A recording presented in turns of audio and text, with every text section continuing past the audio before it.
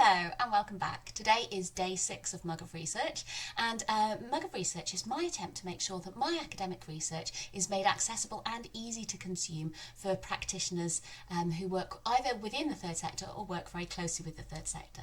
Today I'm hoping to answer the question, how can the partnership that exists here in Wales between Welsh Government and the third sector, how can that partnership learn to adapt and improve itself? So if that interests you, then grab yourself some mug and we'll get started. Now, the reason that this is of interest is that one of the criticisms that sometimes gets made of the partnership is that it has failed to evolve over time. That actually it might be stuck in its ways of working, and even though it's attempted to introduce new approaches, actually it's really struggling to evolve. So what I'm hoping to do is to address that question by first considering what some of the key criticisms are that are made of the partnership and why it is that it struggles to learn from those criticisms and to adapt. Now, one of the criticisms that I've mentioned in previous Mugs of Research is about the structures of the partnership, and there's a question of whether or not the partnership is succeeding in engaging all of the third sector. That was actually the focus of yesterday's Mug of Research.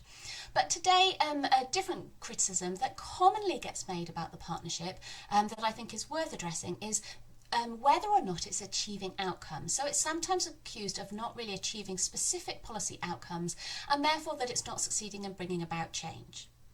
Now here I think it's worth me jumping to the defence of the partnership a little, because actually its value lies beyond its ability to achieve specific policy outcomes. And in fact it has a strong symbolic value because it produces that key relationship between Welsh Government and the third sector. And that's written into legislation. So that's very special and it has a symbolic value.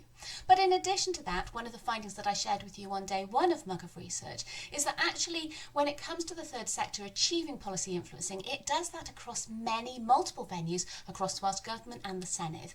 So in fact it would be difficult to point to specific policy outcomes that have achieved just through the partnership, because that's not how policy influencing takes place. In fact, another benefit of the partnership that's well worth mentioning is that the partnership enables the third sector to achieve these positions across these other venues within Welsh Government. So, but bearing in mind this criticism that the partnership might not be achieving outcomes, it's worth understanding some of the explanations that were offered by the policy actors within the partnership as to why that might be the case. Now, reassuringly, actually, when you ask the people within the partnership who controls the agenda of the partnership, the Welsh Government interviewees and third sector interviewees are very clear that it is the third sector that steer the agenda of the partnership, which is really positive that the third sector has ownership of that partnership. However, there is a kind of negative side to that, and there is a perception that comes particularly from the third sector that actually that the Welsh Government might be failing to engage in setting the agenda of the partnership, and that if they were to engage in setting the agenda of the partnership, then there would be tackling issues that Welsh Government were interested in, and therefore it would be achieving stronger outcomes.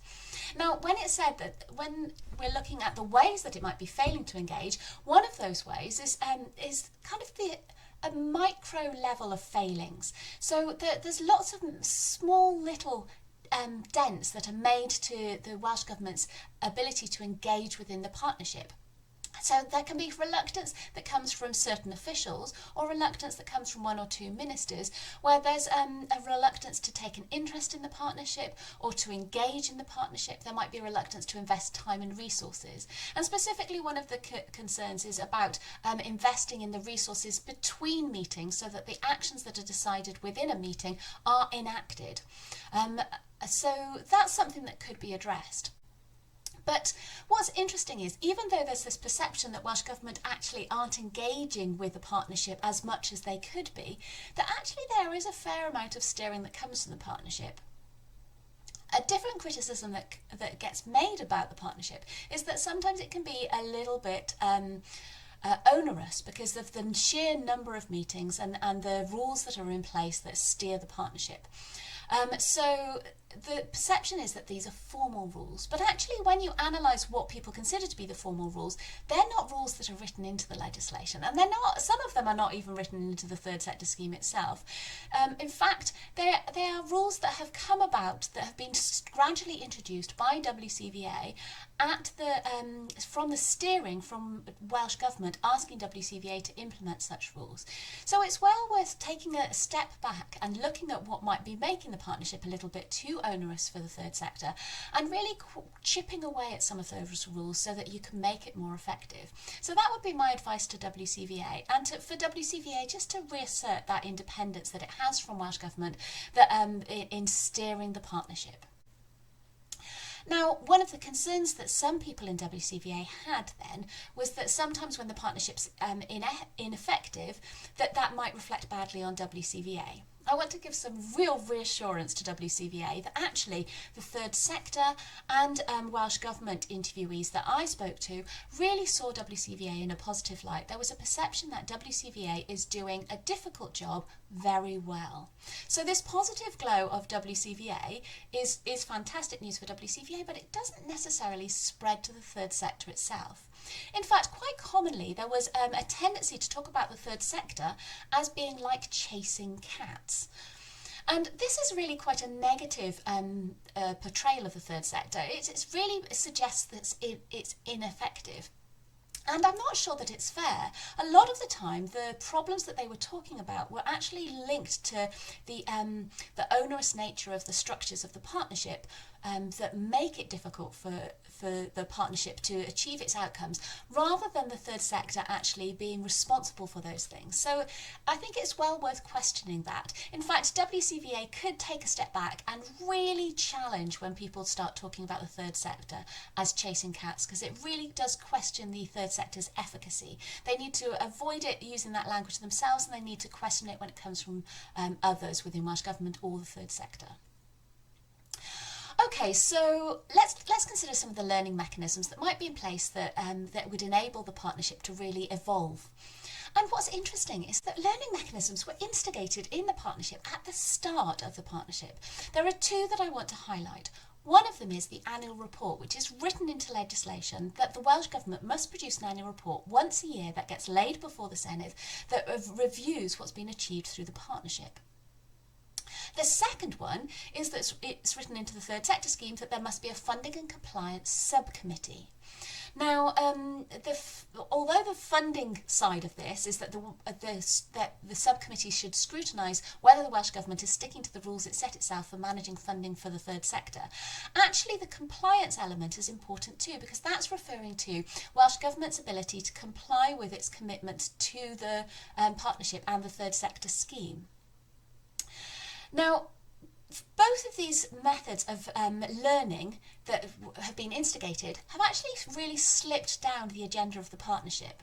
So the annual report doesn't really have the same sense of ownership from the third sector, although WCVA does contribute some case studies towards it. The vast majority of that report is written by Welsh Government. It gets laid before the Senedd and doesn't really get scrutinised. And it's not really picked up by the third sector itself, but it used to be scrutinised by the Equalities Committee within the Senedd, so there was room for people to really question whether the achievements of the partnership were taking place, and that's kind of fallen out of practice. Now, a second point is that the Funding and Compliance Subcommittee is managed by Welsh Government. And again, there's been some slippage there, where when it has met, it's really focused in on how Welsh Government manages its funding for the third sector, and it's not really playing its role in terms of ensuring that the Welsh Government are complying with the commitments that it makes within the third sector scheme. So, as a result of that, in fact, WCVA have instigated a different steering group that they've created for the TSPC, and that's kind of a duplication of the roles, really. So there's some very clear policy recommendations that I could make to really address some of these issues. First of all, my first policy recommendation is that Welsh Government should really look at how they can improve their engagement in the agenda setting of the partnership and really tackle some of those micro failings in engagement. Clearly, one of the really direct ways that it could do that is to ensure that all departments are engaging with the partnership. And crucially, one key way to do that is to ensure that any consultations that Welsh Government departments do in order to introduce new policy, that they are fed through the partnership and they use the partnership as part of its consultation process. That way, they could ensure that the partnership is tackling issues that are important to Welsh Government as well. Now, a second point is that Welsh Government and WCVA really need to to reignite those existing learning mechanisms that exist within the partnership. In fact, what should be done is to really try and instigate a change in the culture of the partnership, so that there's an expectation that they will be learning and adapting the systems of the partnership. What's clear is that there's no clear allocation of responsibility to who's responsible to instigate change within the partnership. WCVA might see it as Welsh Government's responsibility, Welsh Government sees it as the third sector's responsibility, and members of the partnership certainly feel that they've got too much on their plates to be trying to manage the partnership changes as well. So really you need to be clear whose responsibility is to instigate those changes, and make sure that it's done periodically as a matter of course, as opposed to waiting for a point when it's seen as problematic. Specifically, the Funding and Compliance Subcommittee, Welsh Government should really let go of that committee and hand it back to the third sector to manage it, so that it can really achieve its scrutiny role in the way that it should be working. In addition, the annual report should be seen as a tool by the third sector that really enables it to scrutinise how the partnership's working. And in fact, it might be advisable for the Senedd Cymru Equalities Committee to really start to scrutinise that annual report as well. But anyway, that annual report needs to be not just something that gets published and forgotten, but actually is a useful tool for assessing how the partnership's been achieved and what else it can do to improve itself. So I hope that those are useful recommendations for the future of the partnership, and I will stop there and I'll see you on day 7 of Mug of Research. Thanks very much.